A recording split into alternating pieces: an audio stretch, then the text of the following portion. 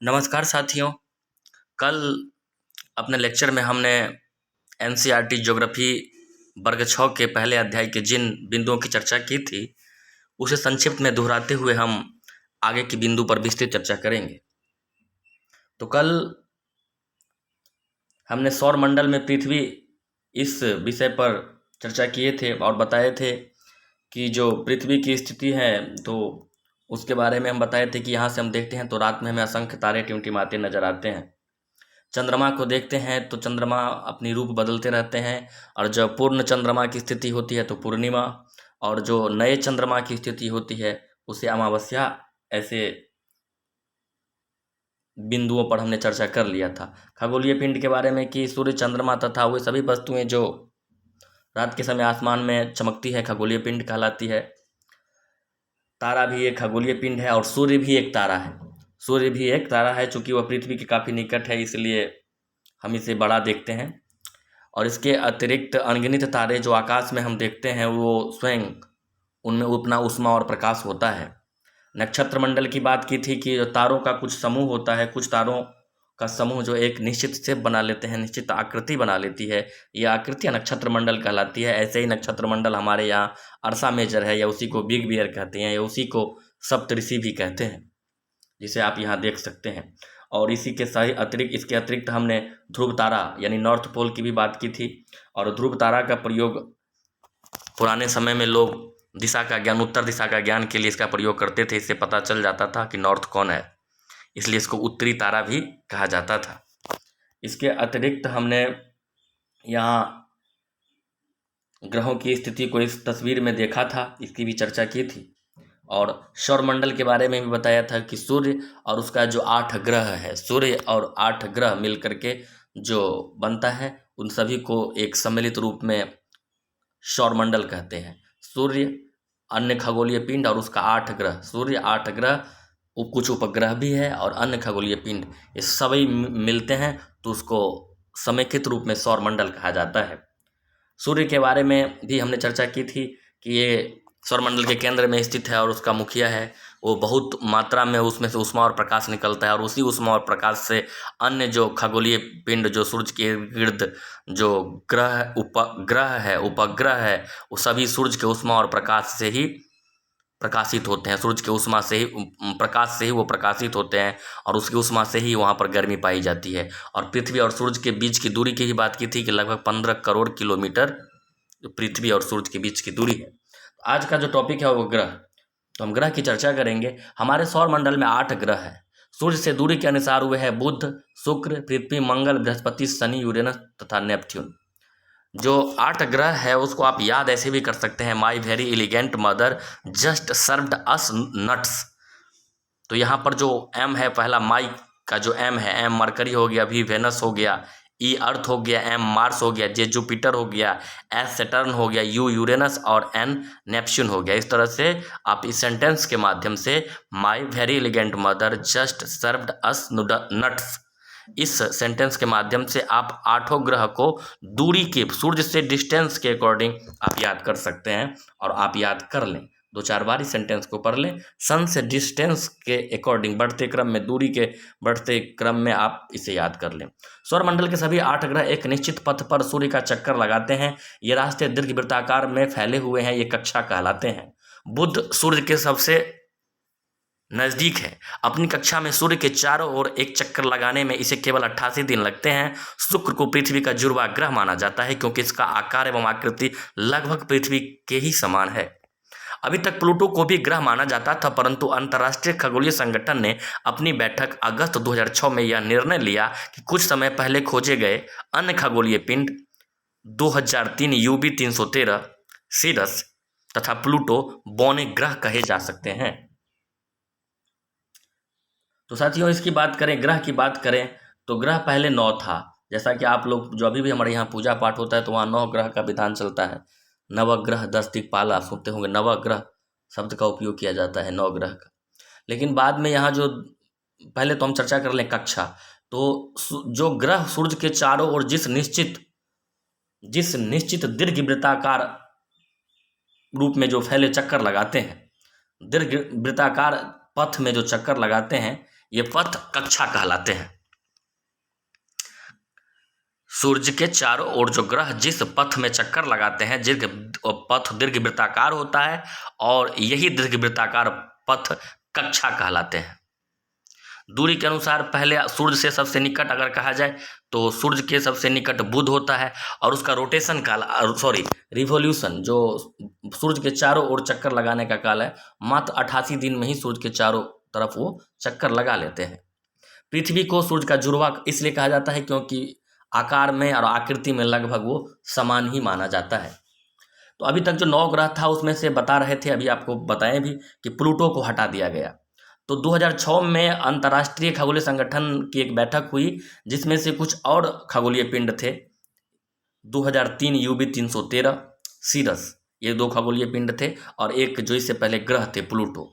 इन सभी को प्लूटो को भी ग्रह की श्रेणी से हटा दिया गया और समेकित रूप से UB 313 सीरस तथा प्लूटो को बौने ग्रह की संज्ञा दी गई। कहा गया कि इसे आप बौने ग्रह यानी ड्वार्फ प्लैनेट कह सकते हैं। नाउ अगले टॉपिक की बात करते हैं, पृथ्वी, बहुत ही महत्वपूर्ण। सूर्य से दूरी के हिसाब से पृथ्वी तीसरा ग्रह है। आकार में यह 5वां सबसे बड़ा ग्रह है। यह ध्रुवों के पास थोड़ी चिपटी है, यही कारण है कि इसके आकार को भूआव कहा जाता है। भूआव का अर्थ है पृथ्वी के समान आकार। जीवन के लिए अनुकूल परिस्थितियां संभवतः केवल पृथ्वी पर ही पाई जाती है। पृथ्वी न तो अधिक गर्म है और न ही अधिक ठंडी। यहाँ पानी एवं वायु उपस्थित है जो हमारे जीवन के लिए आवश्यक है। वायु में जीवन के लिए आवश्यक गैसें जैसे ऑक्सीजन मौजूद है। इन्हीं कारणों से पृथ्वी सौरमंडल का सबसे अद्भुत ग्रह है। अंतरिक्ष से देखने पर पृथ्वी नीले रंग की दिखाई पड़ती है क्योंकि इसकी 2/3 सतह पानी से ढकी हुई है, इसलिए इसे नीला ग्रह कहा जाता है। तो साथियों, हम पृथ्वी की बात करें तो पृथ्वी सूर्य से दूरी के हिसाब से बुध पहले स्थान पर, शुक्र दूसरे स्थान पर और पृथ्वी तीसरे स्थान पर। तो दूरी के आधार पर ये तीसरे स्थान पर। आकार की बात करें तो आकार में ये 5वां सबसे बड़ा ग्रह माना जाता है। पृथ्वी को भूआव क्योंकि ये ध्रुव पर थोड़ी चिपटी हुई है, पोल पर अर्थ थोड़ी चिपटी हुई है, इसलिए उसको भूआव कहा जाता है, जिसका अर्थ होता है पृथ्वी के समान। पृथ्वी को अद्भुत ग्रह या यूनिक प्लैनेट भी कहा जाता है, इसलिए कि जीवन जीने की ये तमाम संभावनाएं जो वहाँ पर गैसों की उपस्थिति, पानी की उपस्थिति, वायुमंडल की उपस्थिति, ये सभी चीज़ें सिर्फ पृथ्वी पर ही पाए जाते हैं। इसलिए पृथ्वी को एक यूनिक प्लैनेट या अद्भुत ग्रह, अद्वितीय ग्रह कहा जाता है क्योंकि जीवन जीने की सारी परिस्थितियाँ यहाँ पाई जाती है। अंतरिक्ष से देखने पर पृथ्वी नीला दिखाई पड़ता है क्योंकि इसकी 2/3 सतह पानी से ढका हुआ है, आप सबको मालूम है, और इसी वजह से वो नीला दिखाई पड़ता है अंतरिक्ष से देखने पर। अब बात चंद्रमा की कर लेते हैं। हमारी पृथ्वी के पास केवल एक उपग्रह है चंद्रमा। इसका व्यास पृथ्वी के व्यास का केवल 1/4 है। यह इतना बड़ा इसलिए प्रतीत होता है क्योंकि यह हमारे ग्रह से अन्य खगोलीय पिंडों की अपेक्षा नज़दीक है। यह हमसे लगभग 3,84,400 किलोमीटर दूर है। अब आप पृथ्वी से सूर्य एवं चंद्रमा की दूरियों की तुलना कर सकते हैं। साथियों, यहाँ चंद्रमा की बात हो रही है, इसके पहले सभी तथ्यों को पढ़ लेते हैं, फिर समझने की कोशिश करेंगे। चंद्रमा पृथ्वी का एक चक्कर लगभग 27 दिन में पूरा करता है। लगभग इतने ही समय में वो अपने अक्ष पर भी एक चक्कर पूरा कर लेता है। इसके परिणाम स्वरूप पृथ्वी से हमें चंद्रमा का केवल एक ही भाग दिखाई पड़ता है। चंद्रमा की परिस्थितियां जीवन के लिए अनुकूल नहीं है। इसकी सतह पर पर्वत, मैदान एवं गड्ढे हैं जो चंद्रमा की सतह पर छाया बनाते हैं। पूर्णिमा के दिन चंद्रमा पर इसकी छाया को देखा जा सकता है। साथियों, चंद्रमा की बात करें, यह पृथ्वी का एकमात्र उपग्रह है चंद्रमा। इसका व्यास पृथ्वी के व्यास का 1/4, लेकिन ये बहुत बड़ा सा, यानी 1/4 बहुत चौथा हिस्सा है, बहुत कम है, लेकिन फिर भी ये इतना बड़ा दिखाई पड़ते हैं क्योंकि ये अन्य जो खगोलीय पिंड है पृथ्वी से दूरी के अनुसार तो इससे ये बहुत नज़दीक है। ये मात्र 3,84,000 किलोमीटर दूर है। अब आप अनुमान लगा सकते हैं, सूर्य पृथ्वी से 15 करोड़ किलोमीटर दूर है, जबकि चंद्रमा मात्र 3,84,000 किलोमीटर दूर है। आप इससे दूरी का अंदाजा लगा सकते हैं। इसके अतिरिक्त चंद्रमा का जो रोटेशन और रिवॉल्यूशन का पीरियड है, चंद्रमा अपने अक्ष पर भी 27 दिन में घूमता है और पृथ्वी के चारों तरफ भी वो 27 दिन में घूमता है। अर्थात उसका परिक्रमण काल और घूर्णन काल, अगर अंग्रेजी में कहे तो रोटेशनल और रिवोल्यूशनरी, यानी रोटेशन पीरियड और रिवोल्यूशन पीरियड दोनों 27 दिन के आसपास है इनका। इस वजह से हमेशा पृथ्वी से चंद्रमा को देखने पर उसका एक ही हिस्सा दिखाई पड़ता है, क्योंकि उसका अपने अक्ष पर जितने समय में घूमता है उतने ही समय में वो पृथ्वी के चारों ओर घूमता है। चंद्रमा की परिस्थिति जीवन के लिए अनुकूल नहीं है, क्योंकि वहाँ जो है ना बहुत सारे गड्ढे हैं, पर्वत है और वायुमंडल भी नहीं है, आपको पता भी होगा। इसके अतिरिक्त चंद्रमा की जो छाया है उसको पूर्णिमा के दिन आप देख सकते हैं। जब आप पूरा चंद्रमा रहेगा तो जो गड्ढे सब हैं वो आप छाया के रूप में उसमें दिखता रहता है, छाया के रूप में दिखता रहता है। आगे बढ़ते हैं। क्षुद्र ग्रह। तारों, ग्रह एवं उपग्रहों के अतिरिक्त असंख्य छोटे पिंड भी सूर्य के चारों ओर चक्कर लगाते हैं। इन पिंडों को क्षुद्र ग्रह करते हैं। ये मंगल एवं बृहस्पति की कक्षाओं के बीच पाए जाते हैं। वैज्ञानिकों के अनुसार क्षुद्र ग्रह के ही भाग होते हैं जो कि बहुत वर्ष पहले विस्फोट के बाद ग्रहों से टूटकर अलग हो गए। तो साथियों, क्षुद्र ग्रह को हम यहाँ आपको दिखाने का प्रयास करेंगे। ये बृहस्पति और मंगल, ये बृहस्पति और मंगल के कक्षाओं के बीच, बृहस्पति और मंगल की कक्षाओं के बीच एक पट्टी होती है, यही पट्टी क्षुद्र ग्रह कहलाती है। आप यहाँ देख सकते हैं, इसे देखिए, ये मंगल है और ये बृहस्पति है और बीच में ये पट्टी है, क्षुद्र ग्रह है। वैज्ञानिकों का मानना है कि ये क्या होता है कि ग्रह का ही वो भाग होता है जो बहुत पहले विस्फोट के माध्यम से टूटकर उससे अलग हो गए होते हैं। और तो आप समझ ही गए होंगे क्षुद्र ग्रह क्या है, कि जो बृहस्पति और मंगल के बीच में जो पट्टी है, जो वो भी सूर्य के चारों ओर चक्कर लगाते हैं, यही जो पट्टी है वो पट्टी क्या कहलाती है? क्षुद्र ग्रह कहलाती है। तो आप इसे भी समझ गए होंगे। और ये क्षुद्र ग्रह भी ग्रह के ही पार्ट हैं जो वर्षों पहले टूटकर विस्फोट के बाद अलग हो गए होंगे। अब उल्का पिंड की बात करते हैं। सूर्य के चारों ओर चक्कर लगाने वाले पत्थरों के छोटे छोटे टुकड़े को उल्का पिंड कहते हैं। कभी कभी ये उल्का पिंड पृथ्वी के इतने नजदीक आ जाते हैं कि इसकी प्रवृत्ति पृथ्वी पर गिरने की होती है। इस प्रक्रिया के दौरान वायु के साथ घर्षण होने के कारण ये गर्म होकर जल जाते हैं, फलस्वरूप चमकदार प्रकाश उत्पन्न होता है। कभी कभी कोई उल्का पूरी तरह जले बिना पृथ्वी पर गिरती है, जिससे धरातल पर गड्ढे बन जाते हैं। क्या आपने तारों वाले खुले आकाश में एक ओर से दूसरी ओर तक फैली चौड़ी सफेद पट्टी की तरह एक चमकदार रास्ते को देखा है? तारों का यह लाखों तारों का समूह है। यह पट्टी आकाश गंगा अर्थात मिल्की वे है। हमारा सौरमंडल इस आकाश गंगा का एक भाग है। प्राचीन भारत में इसकी कल्पना आकाश में प्रकाश की एक बहती नदी से की गई थी। इस प्रकार इसका नाम आकाश गंगा पड़ा था। आकाश गंगा करोड़ों तारों, बादलों तथा गैसों की एक प्रणाली है। इस प्रकार की लाखों आकाश गंगाएं मिलकर ब्रह्मांड का निर्माण करती है। ब्रह्मांड की विशालता की कल्पना करना अत्यंत कठिन है। वैज्ञानिक अभी भी इसके बारे में अधिक से अधिक जानकारी एकत्र करने में जुटे हैं। इसके आकार के संबंध में हमें कोई जानकारी नहीं है, लेकिन फिर भी हम जानते हैं कि हम सभी इसी ब्रह्मांड का हिस्सा है। तो साथियों, इसको हम समझने की कोशिश करते हैं।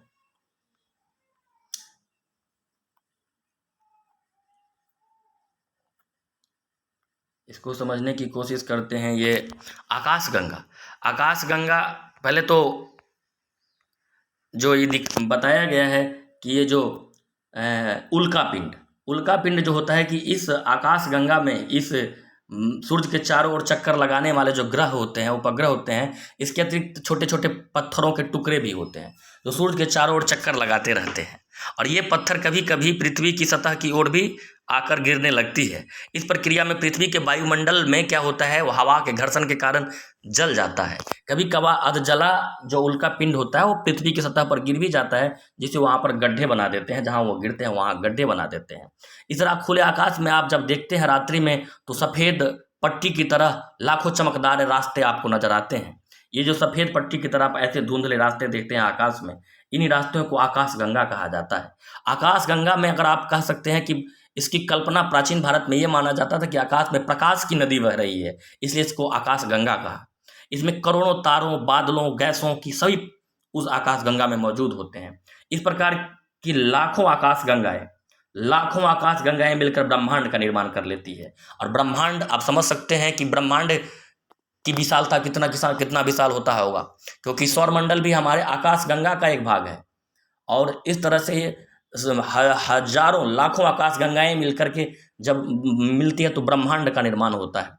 तो इस तरह से इसके विशालता की जानकारी में अभी भी वैज्ञानिक लोग जुटे हुए हैं। तो आप यहाँ इस तस्वीर में देख सकते हैं, पृथ्वी है जिस पर हम लोग रहते हैं, एक सौरमंडल का हिस्सा है। वो सौरमंडल है वो आकाश गंगा का हिस्सा है और ये अनंत आकाश गंगाएं मिलकर यहाँ ब्रह्मांड का निर्माण कर लेती है। इसको आप देख सकते हैं ऐसे। क्या आप ब्रह्मांड के साथ अपना संबंध बता सकते हैं? आप पृथ्वी पर हैं तो पृथ्वी सौरमंडल का एक भाग है। हमारा सौरमंडल आकाश गंगा का एक भाग है जो ब्रह्मांड का हिस्सा है। ब्रह्मांड से जुड़े इस तथ्य पर विचार कीजिए कि इसमें लाखों आकाश गंगाएं मौजूद है। इस चित्र में आपका स्थान कहाँ है? आप सहज अनुमान लगा सकते हैं साथियों।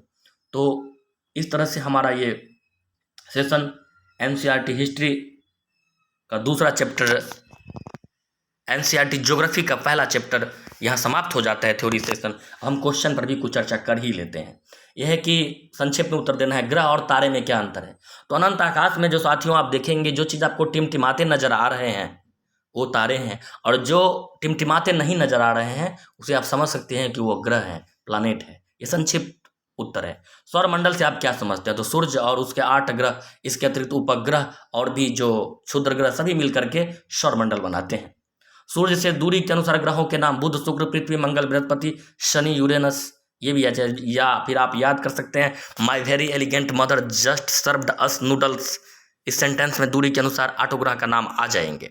पृथ्वी को अद्भुत ग्रह क्यों कहा जाता है? अभी हमने चर्चा किया कि जितने भी ग्रह है, प्लानेट है, अभी तक ज्ञात प्लानेट्स में सिर्फ अर्थ ही ऐसा मिला है जहां पर गैस मिले हैं, वायुमंडल मिला है, जल मिला है और सूर्य की भी उपस्थिति मिली है, और इस तरह से जीवन जीने के सभी स्रोत मिले हैं, इसलिए उसको अद्भुत ग्रह कहा जाता है। चंद्रमा हमेशा एक ही सतह क्यों नहीं? क्योंकि उसका रोटेशन और रिवॉल्यूशन का जो पीरियड है, अर्थात परिभ्रमण काल और घूर्णन काल दोनों समान है, इसलिए उसका एक ही भाग दिखता है। ब्रह्मांड क्या है? ब्रह्मांड के बारे में आप कह सकते हैं कि टोटलिटी ऑफ एवरीथिंग, यानी जो अनंत आकाश गंगाएं मिल करके ब्रह्मांड का निर्माण कर लेते हैं। इस जो भी आप देखते हैं, जहाँ तक भी आप देखते हैं, इस सभी के सभी जितने ग्रह, नक्षत्र, तारे जो भी आपको दिखता है, सभी के सभी मिल करके ब्रह्मांड का निर्माण करता है। अर्थात संपूर्ण जो सभी चीज़ों का समावेश है, संपूर्ण आकाशीय पिंड का, खगोलीय पिंड का जो समावेश है, वही ब्रह्मांड है। इसको संक्षिप्त में भी आप बोल सकते हैं totality of all the celestial bodies. सभी आकाशीय पिंडियों का समावेश जो है वो ब्रह्मांड है।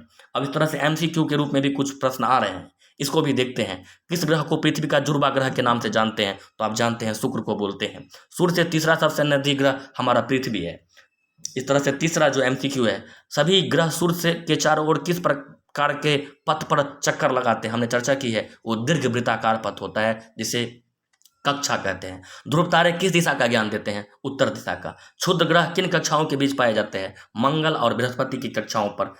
इस तरह से हमने एमसीक्यू को भी कवर कर लिया। अब खाली स्थान भी उसी से संबंधित है का एक भाग है जो प्रतिरूपों का निर्माण करता है उसे, हाँ, तारा का एक समूह जो विभिन्न पहला तारा भराएगा और वो जो बनेगा उसे नक्षत्र मंडल या तारा मंडल, यानी तारा और नक्षत्र मंडल पहले में भराएगा, फिल होगा। तारों की एक बहुत बड़ी प्रणाली को क्या कहते हैं? तारा मंडल का या नक्षत्र नहीं, बहुत बड़ी प्रणाली है तो आप आकाश गंगा कह सकते हैं। कुछ तारों का समूह जो डिफिनिट से बनाएगा तो उसको आप नक्षत्र मंडल कहेंगे या तारा मंडल कहेंगे, लेकिन बहुत जो होगा तो उसे आप आकाश गंगाएं कहेंगे। पृथ्वी के सबसे करीब, तो अगर तारे की बात की जाए तो जो सूर्य है वो नज़दीक में है, लेकिन चूंकि पृथ्वी के जो एक उपग्रह है चंद्रमा, वो पृथ्वी के सबसे करीब माना जाएगा, तो उसमें चंद्रमा को आप भर सकते हैं। चंद्रमा पृथ्वी के सबसे करीब है और पृथ्वी सूर्य से तीसरा सबसे बड़ा नजदीक ग्रह पृथ्वी।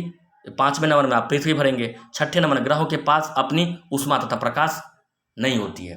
प्लैनेट्स के पास अपनी ऊष्मा और प्रकाश नहीं होती है। तो साथियों, इस तरह से हमने एनसीईआरटी ज्योग्राफी के पहले अध्याय के सभी तथ्यों की विवेचना करते हुए उसके ऑब्जेक्टिव को भी कवर कर लिया है। आप सभी इसको देखें, सुने और लाइक, शेयर और सब्सक्राइब भी करें। सेशन को ध्यान से सुनने के लिए आप सबका बहुत बहुत धन्यवाद।